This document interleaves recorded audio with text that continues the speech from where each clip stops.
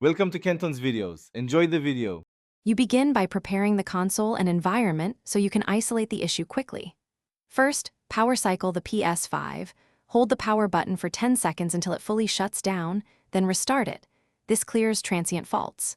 Next, inspect and swap HDMI and power cables and try a different wall outlet to eliminate simple hardware causes. Finally, read and record the exact error code you see on screen. That code directs the specific fixes you'll apply in the next steps. Once done with basic checks, you'll work through software recovery. Boot into safe mode by holding power until you hear 2 beeps, then connect a controller via USB. Try restart first. If error persists, choose Update System Software to apply patches.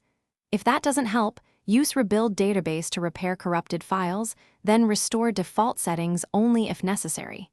If internet updates fail, download the Ps5 update to a FAT32 USB drive, place it in /update, and install from safe mode so the console gets the correct firmware. To finish, eliminate remaining hardware causes and know when to escalate. Power down and remove any recently installed NVMe SSD or external drive, then boot to confirm if storage caused the error. If problems continue, record your console serial, the exact error code, and the recovery steps you already performed. Then contact Sony support for repair or replacement options.